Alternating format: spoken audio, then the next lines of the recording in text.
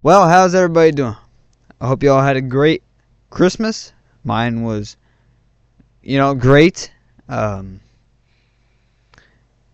best present I could have asked for: the Detroit Lions being eliminated from playoff contention by a backup UDFA rookie quarterback who had a total of 3 positive passing yards on the day.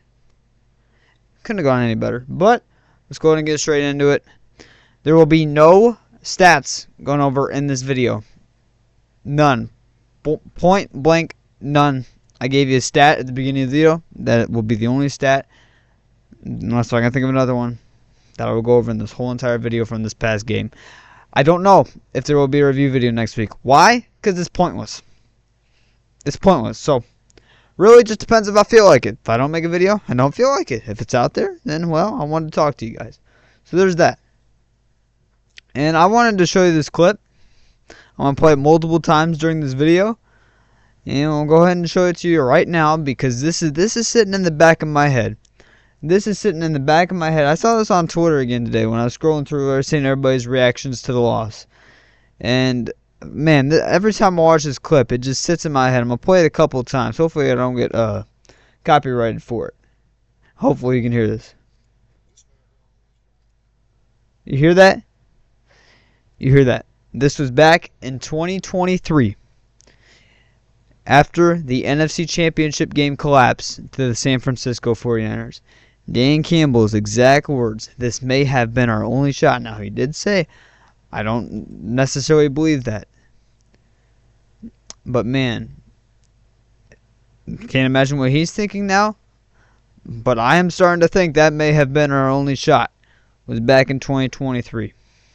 He also said it was 2 times harder next year and all the years after that to get back to where you were that year. And wow, has that been the case ever since? This just sits in the back of my mind. But the Detroit Lions 2025 abysmal season is officially over. Not officially, but in my eyes it's officially over. Lions will have at best a 9-8 record. In my opinion, there is no shot we beat the Chicago Bears next week, who decided to hire our offensive coordinator this past offseason. And, he's just going to go ahead and most likely win the division and then probably make a deep playoff run. It's just, it's fantastic. It's fantastic. Everything we could have asked for as Lions fans. But Lions eliminated. We're back to the struggles of being a Lions fan from all those years ago, just 2-3 years ago, have now returned when it comes to the fact that this is going to be a long off season. I'm going to bring in all the Detroit Lions. I'm not going to go over it, but I'm just going to show you guys the Detroit Lions free agents that will be an upcoming free agent this offseason. And I will also be showing you, what was the other thing I was going to show you guys that I wanted to show you? Actually, never mind, that was it. I think that was it. But there are multiple things we need to go over.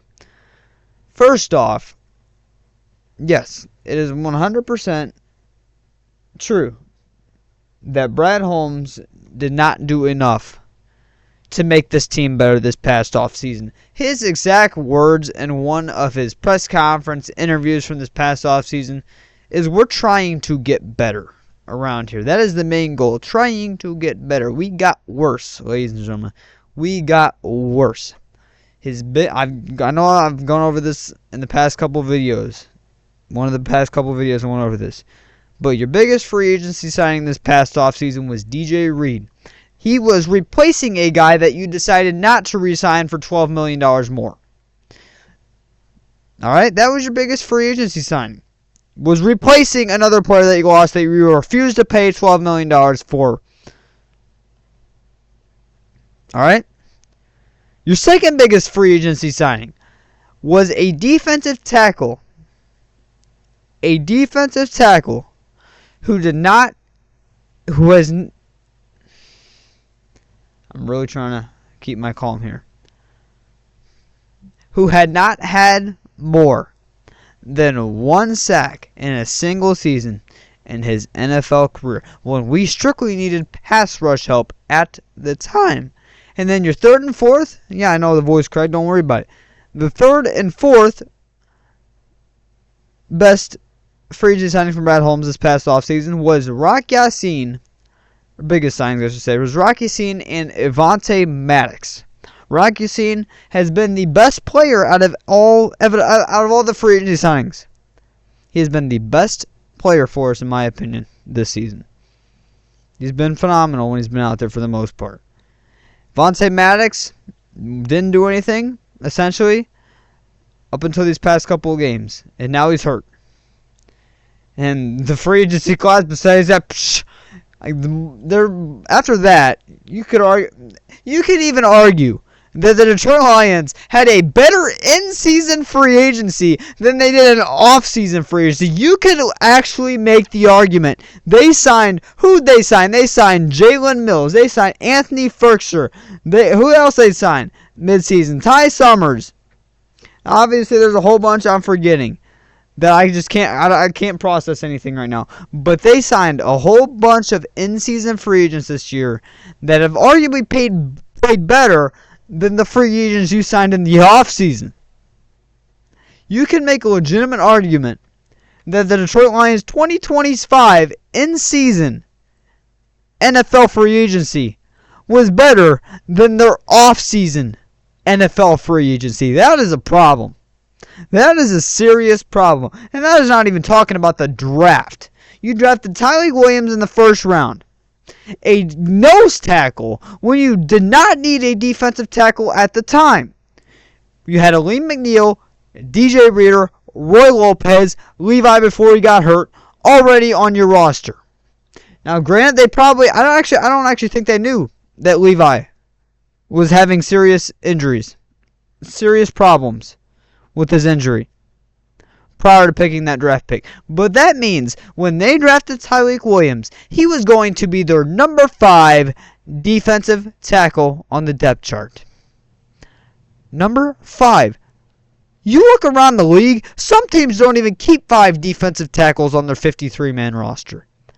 And that was going to be the player at the time who you took in the first round to be your number 5 defensive tackle.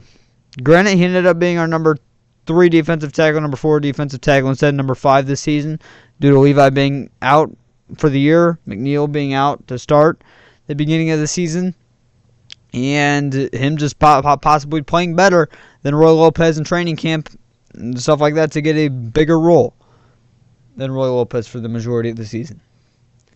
In my opinion, Roy Lopez has played better, though, than Tyleik Williams this year. Second round, you take Tate Ratledge. Fine draft pick. He's been okay this year. Been pretty good in run blocking, but not so good in the pass blocking. Still got a lot of developing to do. Been a fine draft pick. Not too shabby. Not too great. Not too bad. It's been all right. You don't have a third round pick. Or, excuse me, you do have a third round pick. You trade up 3 third round picks to take Isaac Tesla. 2 future ones, by the way. Fantastic contested catch player, can make all his one-handed catches. Finally looked like at the end of the season here he's starting to finally get open on some certain routes, which he just couldn't do at the beginning of the season. Starting to look like a decent draft pick. But you still also have to keep in mind you trade 2 future third-round picks that can be used to move up in the first round. Keep in mind, you were able to move up 5 spots in the 2024 NFL draft just with that third round pick. I just keep that. I understand it was the back end of the first round, but just keep that in mind. Take Isaac Tesla, okay? Who was going to be at the beginning of the season when you took him in the third round, trading 2 future third round picks. He's going to be your wide receiver 5 before he ended up trading away Tim Patrick, and before Raymond just wasn't getting that much production, and Isaac Tesla ended up, obviously taking wide receiver 3 by the end of the year here from Khalif Raymond, essentially. But when you drafted him at the time, he was wide receiver 5. And then after that, you took Frazier, Hassanin, who's been hurt and on the practice squad the whole entire year. Lovett, Dane Jackson, who's out for the whole entire season. Lovett, who's been a healthy scratch and has played no snaps besides maybe 5 on offense. And those 5 snaps that he has taken have only been when all the third and fourth stringers have come in, when we've had our blowout games, obviously, week 2, for example. And that is your 2025 NFL draft. And I'm not going to go over the 2024 NFL draft, but it wasn't a good one either. It wasn't a good one either right now. It's not. I mean, probably even worse than last year's. Probably worse than last year's. Saying why, your only decent draft picks so far from that draft were Terran Arnold in the first round. Still got to get a lot better, but he looked way better when he was out there this season. And Mahogany, who's not had a great year when he's been out there this year, but still has shown enough potential to potentially be a long-term option at guard for you. But besides that, there has not been one, I would say, super impactful player for the Detroit Lions that Brad Holmes has taken in the past 2 years in the draft. Just not. So there's the talk about Brad Holmes. This is a big off season for him when it comes to free agency and the draft. Specifically, in my opinion, the draft. Now, also free agency, but we're gonna be in major trouble when it comes to the cap room, is the way I'll put it. Major trouble. We are going to have essentially no cap room as of right now. Obviously, after restructuring a whole bunch of players' contracts and stuff like that before free agency, we'll end up opening some cap space, be able to re-sign some guys, and maybe sign a couple free agents. But it won't be big free agents because Brad Holmes won't do that, regardless if he has the money or not. So there's that. And in the draft, it's a big draft, really big draft. You don't have a third-round pick because you traded both of those away. You're supposed to have 2 third-round picks this year, the conditional third-round pick they got from Aaron Glenn and your regular third-round pick, but no, you traded both of those to trade up in the third round last year. So it's a big year. Big year for Brad Holmes. He's got a lot of work to do when it comes to the rest of the Lions coaching staff. Has to be better. We have to find an offensive coordinator. It's an absolute must. We cannot have what we had this season. We're a guy, by the way, in Johnny Morton, who was not good his first go-around as offensive coordinator in the NFL. He's abysmal his first time in the NFL as an offensive coordinator with the Jets. And Dan Campbell taking over halfway through the season, calling plays as the offensive coordinator for the remainder of the year. We cannot have that. We cannot have that happen again. We have to get an offensive coordinator. That way Dan Campbell can go back to doing his actual head coaching job like he's supposed to, worrying about time management, worrying about the players, getting them, setting them up for the best possibility that they can be set up for. That's what he needs to go back to doing, and we need to get an offensive coordinator who can consistently make good calls, smart calls, specifically smart calls. And we just need to get an offensive coordinator. That's a big one. Defensive coordinator, some people are calling for Shep to be fired. That is ridiculous in my opinion. I thought Shep, for a rookie defensive coordinator, looked extremely well this season. Obviously, the end of the season wasn't quite as great. But you showed today against the Vikings, yes, against Max Brosmer, but you're still able to hold the running game in check. And, I mean, you sacked them 7 times with the defensive line that we have. That is a ridiculous amount. Shep, in my opinion, is going to be a great coordinator down the line. He is. Not worried about Shep. Rest of the Lions coaching staff, we'll see. We'll see. No, by the way, I'm not having somebody in the organization become offensive coordinator. I don't think anybody on the offensive side is deserving of enough, or I think be a good offensive coordinator. There's none on the staff. I really don't think there is. Deshard Choice, probably not. Mark Brunell, nah. Tyler Ruel is going to become the Ohio State offensive coordinator next season, so he will no longer be with us, our tight ends coach. Hank Fraley, I think he's a great coach. I don't think he'd be a great offensive coordinator. Scotty Montgomery would probably be your best option. Wouldn't love it, though. I wouldn't love it. I want a guy with experience who has coached before and has done decent at his job in his NFL career. That is what I would like. Somebody who has experience like John Morton, but can actually be an asset as an offensive coordinator this upcoming year. And when it comes to the rest of the team, we have to get better. We have to get better. Brad Holmes has to set them up in a better position. And, I mean, this goes for Dan Campbell and the rest of the coaching staff as well, but specifically Brad Holmes. He did not do a good job of that this past offseason. Horrible job, matter of fact. But we have to get better as a football team to overcome all the injuries. I don't want to hear all the injuries. Blame the injuries as an excuse. This is an excuse why we're not a good football team this year. No, we're not doing that, ladies and gentlemen. We had more injuries, more significant injuries last season, and we were able to overcome and still win 15 football games. Win the division. Get the 1 seed. I don't want to hear it. We were not a good football team this year, regardless if we had the injuries or not. We have to overcome the injuries. We have to. That is something we have to overcome. We were able to do it last season for the most part. We could not do it at all this season. We could not do it. It's something we have to overcome. And when it comes to refs, same thing. We have to overcome them. I don't think the refs were that bad this year. I thought in some games, the Vikings game, not this one, but the previous one, yeah, maybe. Eagles game, obviously the pass interference on Rocky Sin, yeah, maybe. But we have to overcome that. We have to overcome that. That's the bottom line. That is the NFL. That's every NFL team, not just us. We have to overcome that. All right? We have to overcome that. So, it's going to be a long offseason. But I'm here for it. A lot of questions are going to start to come. I think, honestly, more questions are going to start to come now that we're officially eliminated from the playoffs. More than I thought they were before we were eliminated. I could see a lot of questions coming this offseason. Dan Campbell at the end of the game today in his press conference said, yeah, during the playoffs, for me and Brad, going to have lots of conversations, going to make lots of decisions. What are those decisions to come? I have no clue. Probably on a lot of the upcoming free agents for the Lions. Probably on players like Graham Glasgow, who have one more year remaining on their contract after this year. And in my opinion, I would be shocked if he's a Detroit Lion next season. Matter of fact, he wasn't benched. He was extremely banged up today. That was the reason he did not start. But he was active, so he very well could have today. But they decided to roll with Kingsley instead. So, again, I'm assuming that's more because of Graham Glasgow's injury. But who knows? Maybe his play has to do something with that, too. Taylor Decker, who knows? Maybe this could have been his last season. He's under contract for 2 more years. He's under contract for 2 more years after this final game. He's under contract for 2 more years, but I could see him either retiring or the Lions flat out trying to trade him or release him. So, lots of decisions to come. Here are your Detroit Lions 2026 upcoming free agents. Again, I'm not going to talk about it right now. We'll go over that in a later video, probably a month or 2 from now. Let me make it a little bit bigger for you.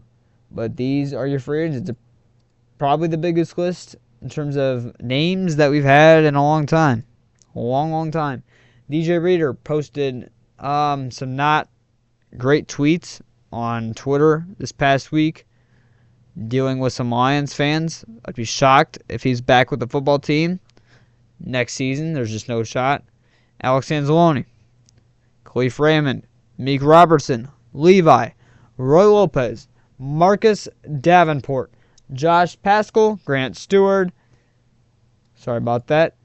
Grant Stewart, Daniel Thomas, Avonte Maddox, Al-Quadin Muhammad, Coyote Wosika, finally pronounced his name right, Kyle Allen, Zach Cunningham, Zeke Turner, Rock Yassin, Shane Zylstra, Jamarco Jones, Tyrus Wheat, Trevor Nowatzki, Jake Bates, Malcolm Rodriguez, and DiCaprio Bootle, who's actually no longer on the football team, so I don't even know why he's shown there.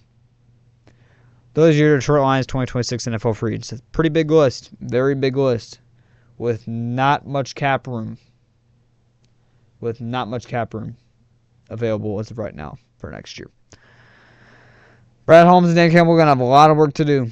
I will show you the stats, but I'm not going to go over them from this game because I'm going to lose my mind if I show you them. Here are your stats. Pause the video if you want to see them. Unbelievable. Flat out unbelievable that we lost this game for multiple different reasons. Really, I mean, the score really should have been 40-10. I mean, we played absolutely abysmal this game. I mean, this was just embarrassing. This was such embarrassing. But on the other side, this pathetic, disappointing season is now essentially over. A lot of Lions fans, including me, have a decision if I'm going to watch the game next week. Probably will, obviously, just to support the team. but I really don't want to watch it. I really don't. There's no. I mean, like, this is wow. If you would have asked me if the Detroit Lions were going to even, if you were to tell me that the Detroit Lions were not going to make the playoffs in 2025, I would have never believed you. Not one bit. I probably would have bet. I don't bet, but I probably would have bet most of my life savings that we would have made the playoffs this year. It's a pretty good thing I ain't bet that. Because, oh my God, did we not deserve to make the playoffs? And it's a very good thing we did not make the playoffs, because if we made the playoffs, oh my God, I can't imagine how bad we would get beat in the wild card round. I mean, we're going to get beat so bad next week, too, against the Chicago Bears. It's going to be laughable. Another reason why why it's going to be hard for me to make a video next week. But lots of tough decisions to come for Brad Holmes and Dan Campbell. Going to be a long off season. If I don't make a video on the Bears review video next week, I don't know when I'll be posting another video after that, but I'm not stopping by any means. I'm gonna be continuing to make videos. Probably be on the biggest grind that I've been on as a Detroit Lions content creator of my 3 years doing this. Because I mean this is the rough spots now. And this is the stuff, the tough stuff you need to talk about, and I'm going to be talking about it. So, one pride, go Lions. Really shouldn't even be saying that. I'm going to leave you with this right here. And what a disappointing season. I'm like, it really doesn't hurt that bad. I'm not going to lie. This loss doesn't really hurt that bad because we didn't deserve to make the playoffs. But it's just more of a reflection of how disappointing and how pointless this season really was. And this is what I will leave you. I will see you guys when I see you. Probably at the Bears review video next week, but we'll see. And here you go.